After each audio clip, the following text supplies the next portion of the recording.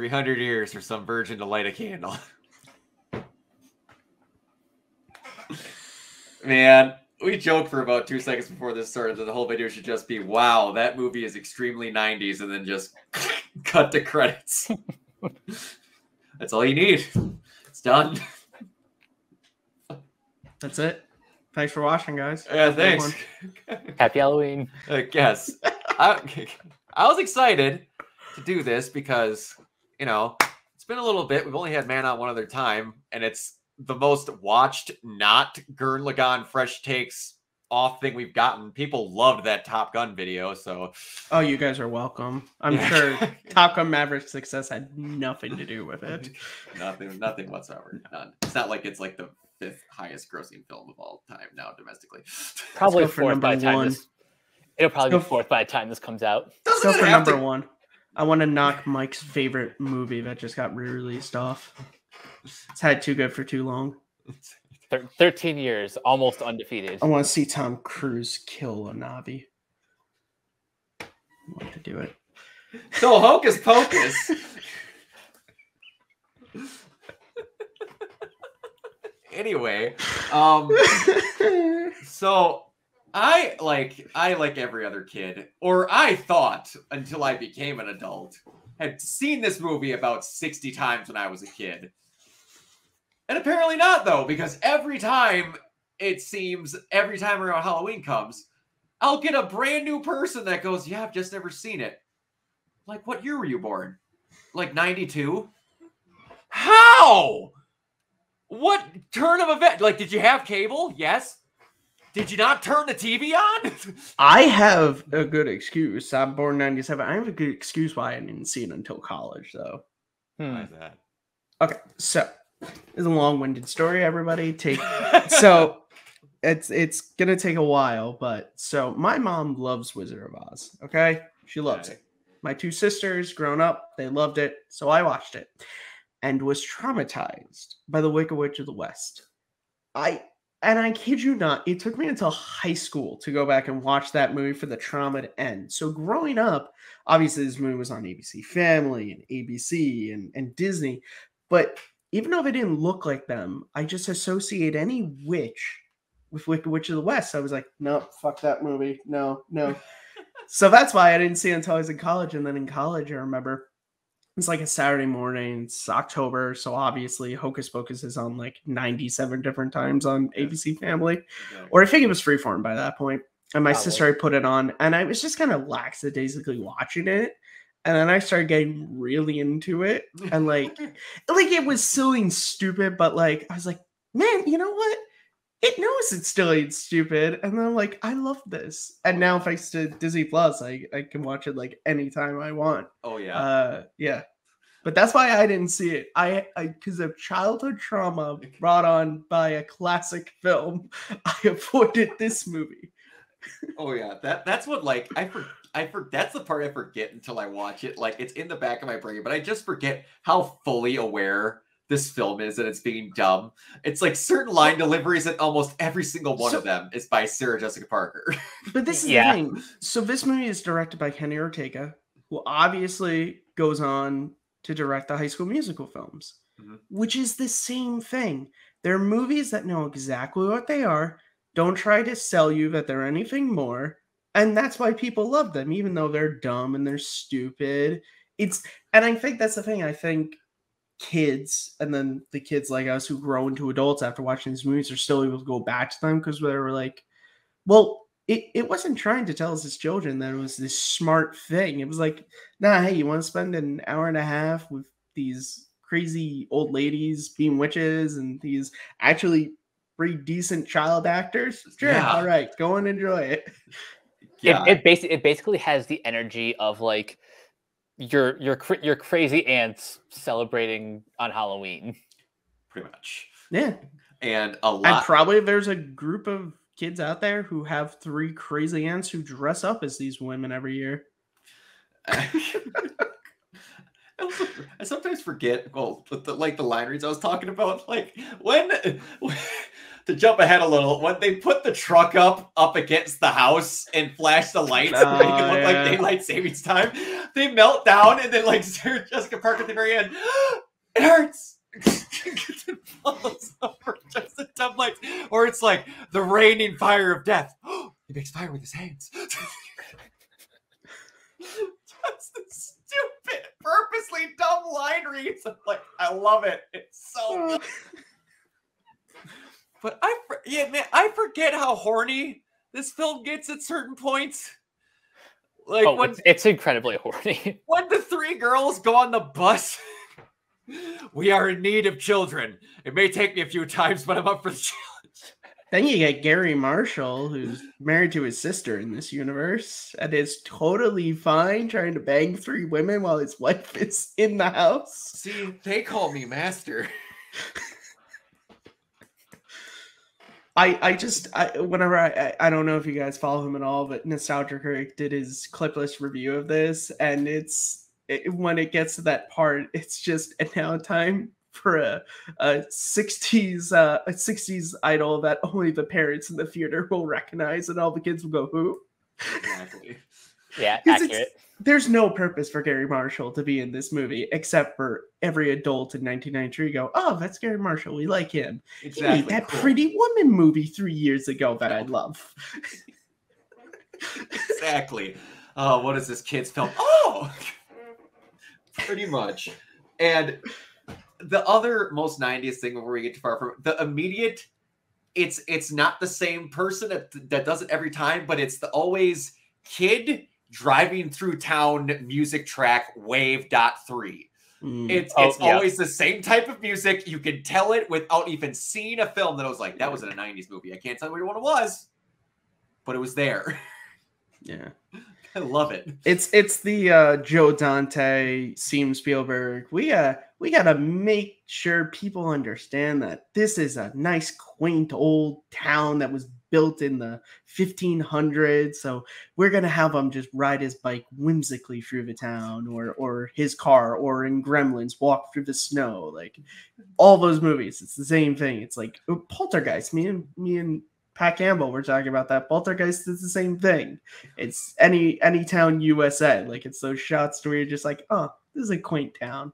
This is a nice town. Yep, it's nice. Definitely got Home Alone vibes from this one specifically, just because. Yeah. Just because they're close. They're like closer in age. Yes. And not only that, I got. It was probably because this morning I was watching part of the movie on Showtime, but I also got like Karate Kid vibes from this watching it this time, because is very much, it's that coming of age story, and it's funny that it's just coast swapped. In Karate Kid, it's the East Coast kid going to the West Coast, and then here it's the West Coast kid. But in both cases, I like it because it's the characters stand out because they just are programmed differently because of their coast. So obviously, Max is cool, laid back. LA, they don't believe in that stuff. Whereas in Salem, they do believe in all this stuff. And it's kind of fun. And I think that's why his relationship with Allison works. Because she's like the ultimate Salem person. Like her mom ran the museum. So she's been fed with this since she was a kid. And Max is just like, this is dumb. Like the first interaction with them to where he's like, homie was invited to candy company. She's like, no, it's St. Hallows Eve. Yes. And then Max, look, shoots his shot and good for him, and it ends up working for him in the end. Yeah. That was the most like, wow, you just embarrassed me. By the way, here's my number. I was like, the size of the gonads on that guy. He just got blown up in the middle of class. Well, I wish I had half of his confidence. Yeah, no. Exactly. Yeah. At that age, I could have took the world on. Dude, I'm 25 and I can barely approach girls now, let alone when I was, what is he got to be 15? I think that was a general idea, because most of the people in town were still shocked that he was a virgin. So, okay, let's talk about what is with this movie and its virgin shaming. Like they bring it up so many times, like this scene with the fake cop. They gotta bring up that he's a virgin. The guy makes fun of him, which, by the way, dude, you can totally be arrested for pretending to be a cop. It doesn't matter if it's Halloween, okay? Yeah. Like there's just, and literally the last line of the movie is once again making fun of the fact that the kid's a virgin. Kenny Ortega, what are you trying to tell us? What happened in the deleted scenes of High School Musical between Troy and Gabrielle that we didn't see? It's like I hadn't Were they seen soaring and flying? Maybe. I hadn't seen this movie for probably it was last year, so I would have been 30. I probably had not seen it for like 18 years. Yeah. And then we watched it at my local theater because my roommate's whole like group of siblings had not seen it. And we're just driving around. All of a sudden, they're like, "Hey, are you seeing Hocus Pocus this Friday?" I'm like, "Yeah, I haven't seen it forever. I probably will." "Oh, cool. You could be there for our first time." Immediately jams on brakes. What? Like, yes, we're going. And then we get to watch the movie. And like you said, as that's going, I'm like, I kind of want to have a clicker. How many times did I say it in the fucking movie? Because that was one part I totally forgot. I remember you had to be a virgin to light the candle, but and it's not even like they're jokes. Like it's not even like, oh, this is just a running joke. It's just like a thing they're pointing out repeatedly. Yeah, it's like explicitly part of the plot. Which, okay, sure. Yeah, it's weird. I do have to say though, on that, it is funny when it first comes up and he's like, he says to Alice, he's like, "You want to light the candle?" Once again, Max shooting a shot there. Yes, exactly. It's like, no, I'm good. Can you light this candle? It's like, what have you got going on? That dude, again, ounce of that dude's courage. But man, one thing that shocked me every time I see this, the like CGI for Thackeray when he's the cat is shockingly good in most parts. Yeah. It's probably because they use it pretty sparingly. Yeah. Probably why. Like, it's one of those that I think had they used it more, it probably would have been terrible. I mean, this movie came out the same year as Jurassic Park, which is probably why Disney could not get Isla to do VFX. Probably. They're like, we're a little busy trying to make dinosaurs real, okay? No, we cannot make your witch movie. It's why some of the other effects in this film don't hold up quite as well. Like you can sort of see the seams, but there is a charm to that. I think with this movie. There's a charm to it, and I think it's one of those things that whether it was intentional or not. But then you come back and you're just like, Doug Jones's makeup is fantastic in this movie. It was really good. And okay, another thing of like being a kid back then, I have to ask you guys two questions. One, was the term yabos for boobs ever a thing when you were younger? I do not recall. No, I don't remember that. Time. No, because that every time I watch the movie and that happens, I'm like, one, he never even says anything about that when he's on the bed imagining her, and two, that wasn't a phrase. No. But, I don't know if that was just an East Coast thing, but like Mike's from New York. I'm also from New York. There we go. I'm from Midwest. I'm on the exact chunk of where it cuts off in Wisconsin, and Yabos never hit. Maybe it's a West Coast thing because we got a middle America and we got two East Coasters. That is true. They are from LA. That is a good point. Anyone from LA who was around in the 90s, was Yabos the term you used? For boobs? Because I don't get it, but you know, I used boobs when I was younger. That's just what I said. And did you want Max's room? Yes. Yeah. Dude, every time I watch this movie, I'm just like, the stairs up to like the lighthouse, like I'm like, damn, that's a pretty cool room. You gotta be honest, Max. Magic romantic nights with a girl with that. Be like, yo, we could go watch the sunset up in my like cellar room. Like, that's saying, Max, you got a pretty good deal moving out of LA. You lost the smog, you get actual seasons, and you got a pretty cool setup.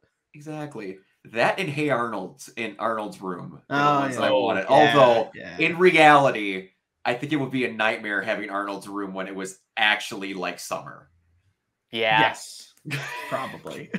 That hit me later on. Although I did want his couch that folded out of the wall. And talk about Max and the multiple Nike promotions throughout this film.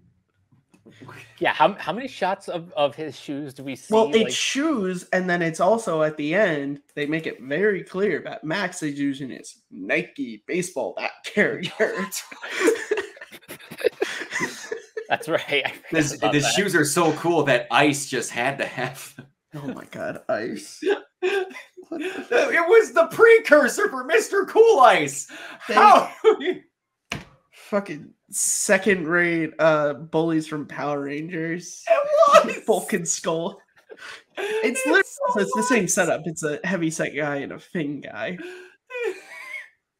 Except Bulk and Skull are somehow like the jock cool kids compared to them. Yeah, that's again going back to the nostalgia review. It's just like when he's like, "You made fun of me in front of all the guys at school." That's all the guys in school? I said the exact same thing. I'm like, wait, that's half? You also Salem.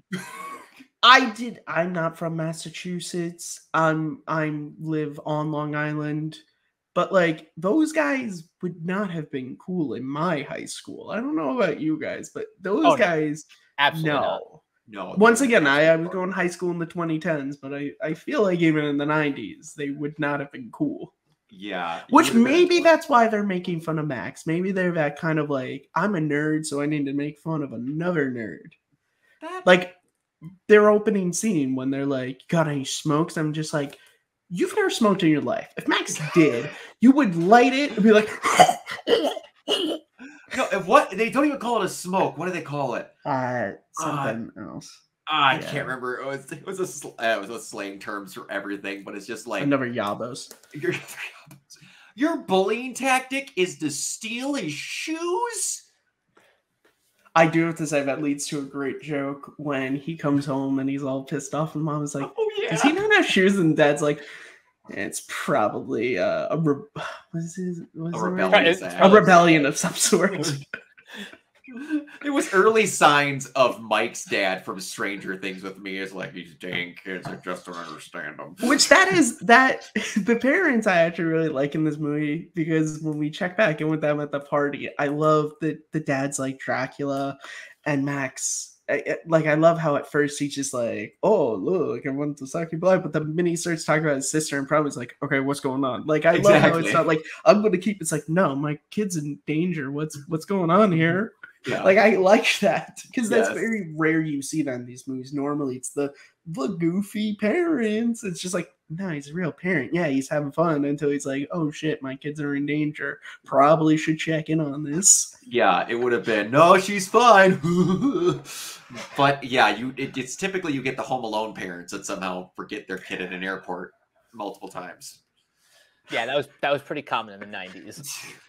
You know what else was pretty common? The random party in the middle of the movie. You gotta have it. About how great the "I Put a Spell on You" dance number in performances. Oh, it didn't need to be. It is like the highlight of the film. It's the Johnny Be Good scene from Back to the Future. It has no true purpose to be in this movie. If you deleted it, the rest of the film continues perfectly fine, and yet it's wonderful that it's in the movie. Exactly. And it's just it's the song magical dance number of the version of the Power Rangers movie when they mind control all the parents to walk towards the gorge. And then they make them say gibberish. Which once again, this is I'll try to not keep quoting this review, but in the soundtrack when they do that part and they're just like, you just said these words. Why do you think we're going to be able to repeat them back to you? That's fantastic. Oh yeah. I'm not paid by Doug Walker, by the way. I just show for him for free. Hey man, everybody's got their fans. I get it. But yeah, this movie's so much fun, and what I also like about it is it's got a nice heart to it. It's from the very beginning, it's a story about siblings and more specifically brothers and sisters and sort of the lengths that two brothers will go for their little sisters. It's why I love the climax so much. And it's actually one of my favorite climaxes in a Disney movie. I have a video I'm working on about this because that's what it's about. It's about Max, who was sort of standoffish about his sister and all this stuff. It's like he's literally willing to die for his sister. Yeah. Like he has that choice. He's like, no, let me do this. And it's great. And the last shot of the movie with the two of them, it's sweet. And yeah, and I would feel remiss to go through this conversation not mention Thackeray's actor James. I was about to say Marsden, not Marsden. It's the other James from the 90s. What is it? Oh God! See, I have actually, you're right. It is James Marsden. Oh, it is. Yep. Are you for real? Yeah, James Marsden does the voice of the cat. No, it's not Cyclops. Shut up. It's James not. Marsden? No, let me. I'm sorry. It's Jason Marsden. Jason Marsden. I was going to be like, shut the hell up. That's Cyclops. But okay, this is so obviously Jason Marsden was a huge Disney person. The same year he had his short stint on Boy Meets World for the first season.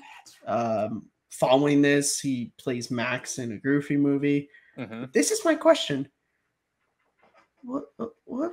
Why'd you have to get another dude to do the body? Like, you look at him and he was also in Full House. He was one of DJ's boyfriends. Okay. This is the same year as the first season of Boy Meets World, and if you look at that, he doesn't look like a 45-year-old. I feel like he could have pulled off a young, like, I just have never understood. I'm like, why'd you get another dude to do the body if you were just gonna voice him over? Just use Jason. I never understood that. It's weird. It maybe it's just like the other guy couldn't do a good voice. Was it a Vader situation where like he had a could be bad whatever? It's possible. I don't know. But like going back to the siblings thing, like how that Thackeray was happy to just be the family cat. Yeah. He was totally content with that. Yeah. Which again, leads to a great joke when she's talking about like, you're getting 200 days. Like, you're not going to turn me into one of those fat, useless house cats, are you? It's like, and then it's funny that part of the movie, which is, which again, I just watched Poltergeist, so it's in my head, but that's sort of like, we think we've defeated the evil entity. It's not. The movie's still going, which means it's not over yet. And yet, that whole section is really sweet, between talking about keeping, you're a denizen now, and then the Max and the Allison stuff and the salt and everything. And then it's just like, as per usual, stupid people will be stupid. They open the book. If they literally just waited a couple of hours, the movie could have ended right there. Their problems would have been solved. But again, then we don't take me towards the window. I can watch the sunset as it passes away. Please, Bette Midler is so good.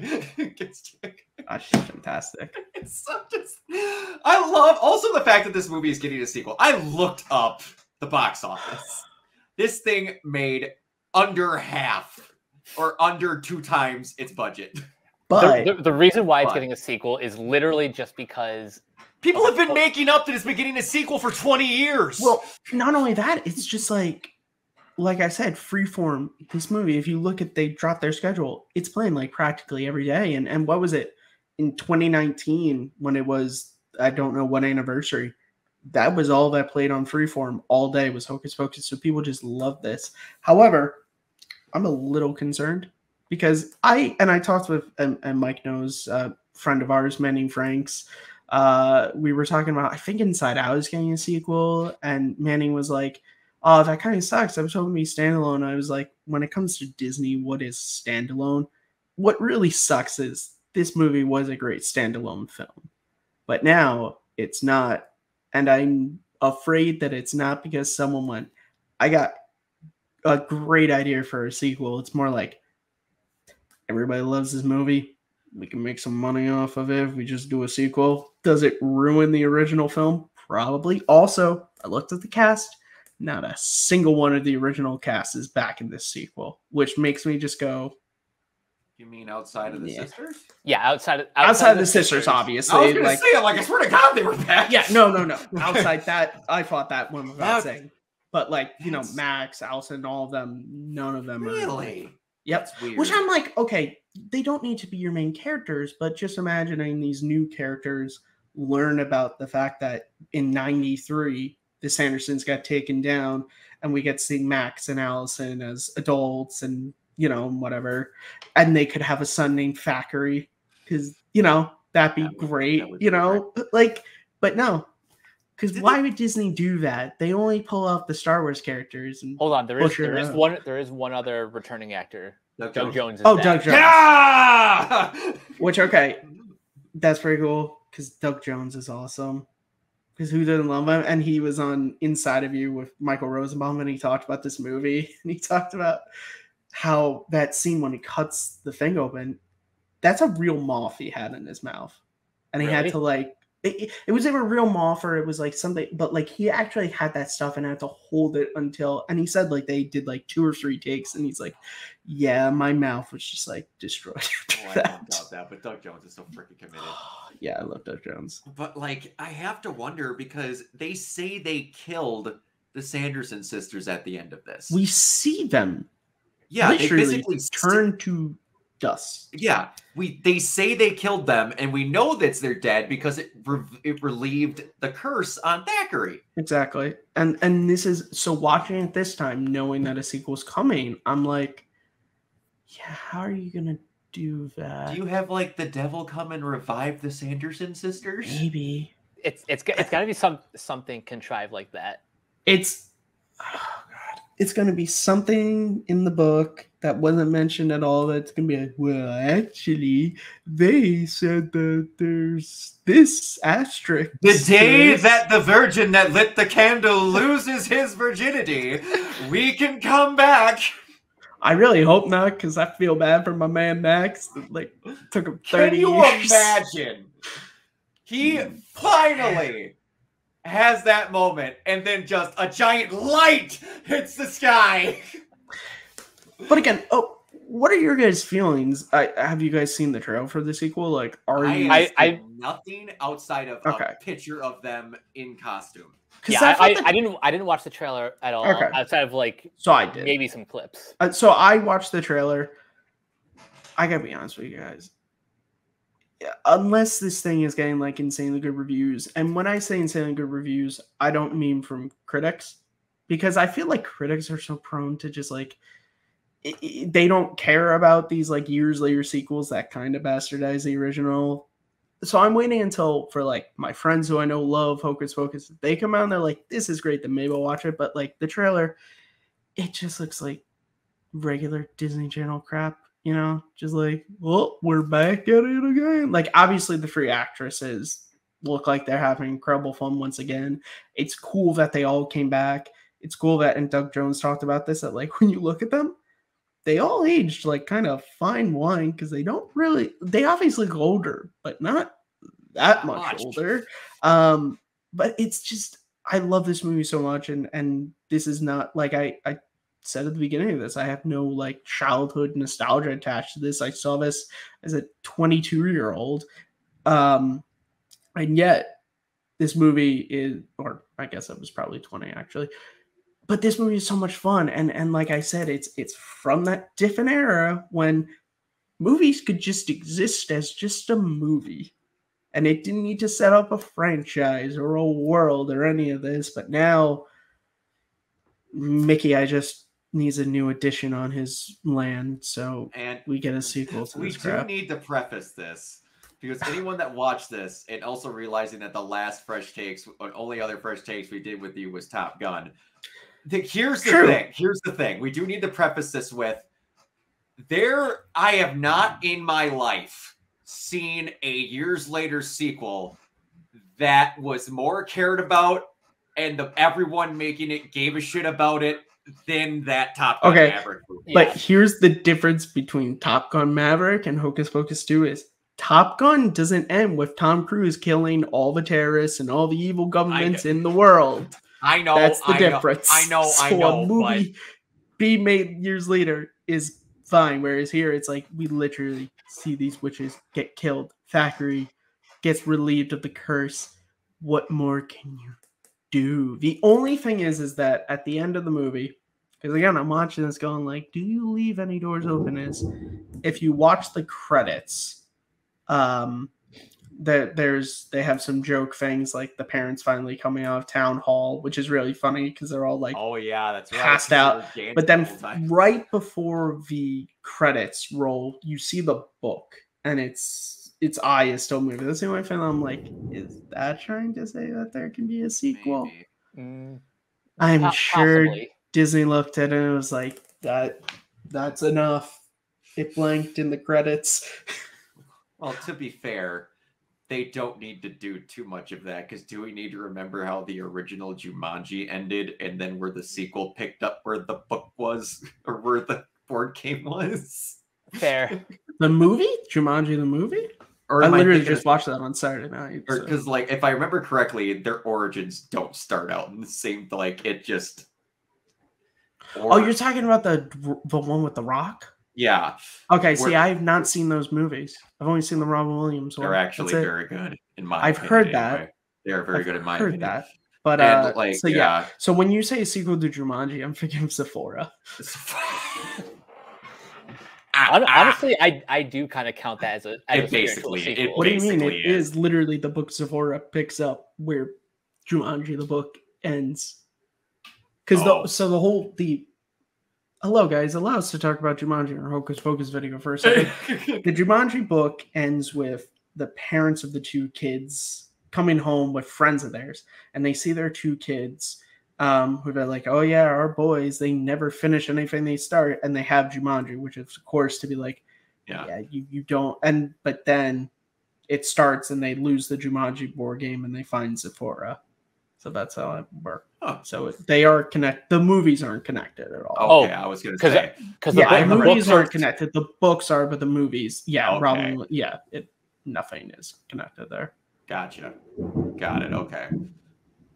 Okay, that makes sense. I was going to say something like, I'm forgetting a part of Sephora. But got it. Okay, yeah. No, like, I'm going to watch it because I'm just going to, it is what it is, and I'm not going to have anything else to do that day. True. But I'm not expecting to get blown away, so I'm going to go in with low expectations. Low expectations, like Sonic's first movie, low expectations. Do I expect to like it as much as I'm probably going to like that first Sonic? I did that first Sonic movie? No! Yeah, same. But... yeah. Like, I'm not going to sit here on Twitter the day it comes out and be like, if you watch this, you're betraying the original. Like, I don't give a shit. No. But I'm also just like, it's not something you're in for. Dude, movies have been being made since, like, the 1800s. There's bound to be another movie that I want to see. Yeah. Aside from Hocus Pocus 2 that day. Like, there's got to be at least one out there. Which, by the way, to all the people who are going to hate watch Hocus Pocus 2, dude, you're on Disney Plus. They got a catalog of movies. Odds are you haven't seen them all. Try watching one of the ones you haven't seen before you hate watch Hocus Pocus 2. I will say, if there's one reason... hate watch Avatar and then tweet Mike about it. I will say... Hey, man, that Fern Gully sequel is pretty good. If there's one reason to see... if there's one reason to see Hocus Pocus 2, John Debney is coming back to do the score. So the score is fantastic. The score is you should give credit where credit's due. The score is great in this movie. The score is great. Now, man, I wonder if we're going to get some... I wonder if they're just not crediting those three coming back in the film and they make some guest appearance. I hope. They make some Avengers level, we know how to take care of the problem. Because I swear, if I remember correctly, a couple of years ago, they did a novelization of Hocus Pocus that had, like, a sequel in it. Really? If I remember, I could be misremembering. I feel like that sequel book had Max and Allison and all of them back. Huh. I feel like I remember that. I could be completely wrong about that. Do we just know that they're not returning, or the fact that those characters aren't returning? Well, like I said, I went on IMDb and I looked at the cast list, and they weren't there at all from what I saw. Okay. Yeah, I checked Wikipedia too. They're completely absent. Okay. Yeah. So I'm thinking it's just one of those. Now, whether that means they were asked and didn't want to come back. I'm going to assume not, because I don't think any of those actors are really doing much of anything that they wouldn't take a Disney check. Yeah. So I'm going to assume that it was more just one of these wipe the slate clean and just ignore the past. Yeah. Yeah. Which, hey, I guess it's what it is. They're gonna figure out what they want to do. If I get to see the girls have a little fun and it's mildly entertaining, I won't be upset. Yeah. I'm gonna have to see how they do that. I'm just gonna be the last thing I attempted to watch on Disney Plus outside of She-Hulk was the new Pinocchio. Yeah. And I've heard. I still haven't gotten around to it. Don't worry, I watched Andor, and I'm like, but She-Hulk's great, at least. Yes, I love She-Hulk. That's one thing we can agree on. Yes, She-Hulk's great. Yes, but now we lose a bunch of viewers because we like She-Hulk. Hey, me and Mike, the most views we've gotten on any Marvel review show we've done was 2 weeks ago's episode She-Hulk 5. Episode 5. It's at 100, so that's something. Whether it's hate watching or not. Dude, this is what I always say. You want to hate watch my videos, want to downvote, write shit comments, great. Just helps me in the algorithm. Go right ahead and do it. Absolutely. Go right ahead and do it. You're only benefiting. Oh, man, you want to quote like tweet my me? Video. Great. Awesome. I actually encourage it because once again, you help me in the algorithm. Absolutely. All right, everyone. Oh, man. We've established that we like the movie. We'll see. Hopefully good. Hopefully, if not, it's just the thing. We still have the original.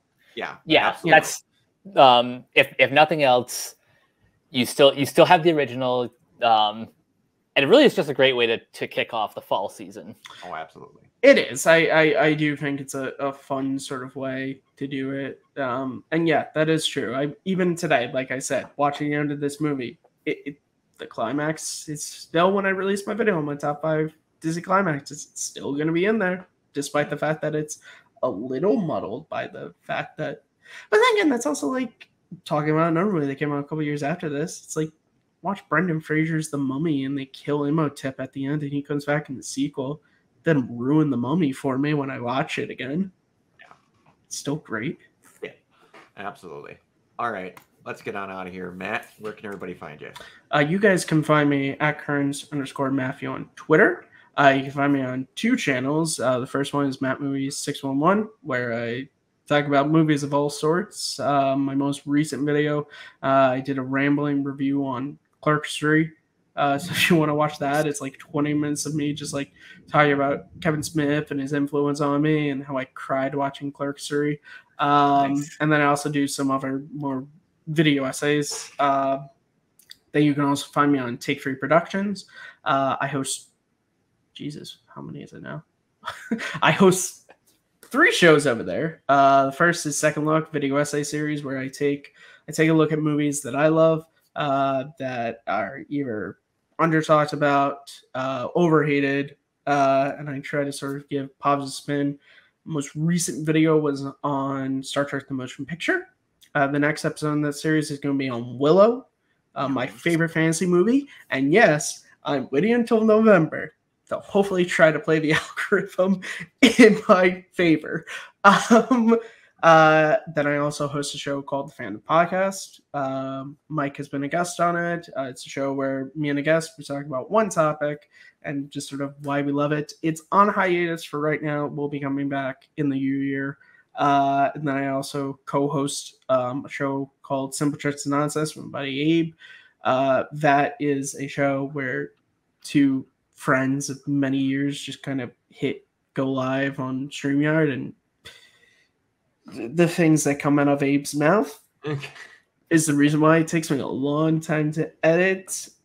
We talked about Will Smith's slap like 2 days after it happened.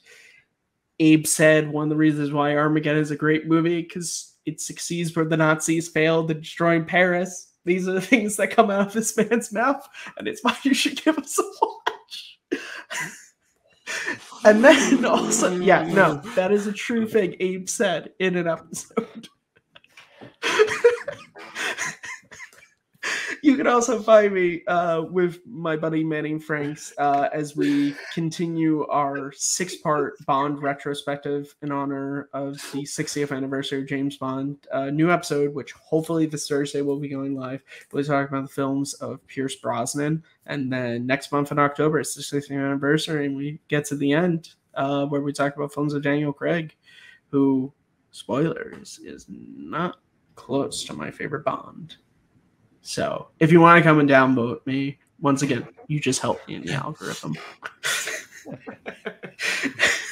All right, Mike, where can everybody find you?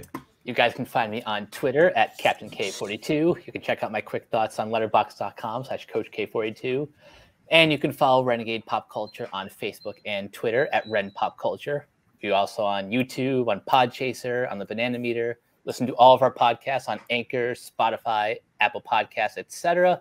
And last but not least, everything can be found at renegadepopculture.com. Need to escape? So do we. Absolutely. You can find me everywhere at Organoid Zero, mostly on Twitch and YouTube, where by the time this comes up, She-Hulk will be done. And I'll be streaming mostly horror games on my Twitch channel and still be doing the Zeroing Out podcast, which will 3 episodes in by then. Pretty excited to actually have a regular going podcast going, and then I don't know if we'll do a review for Hocus Pocus. We're going to see how that movie plans out. So I'm not going to promise that. But we'll see. All right. Until next time. See you all later. Bye. Peace.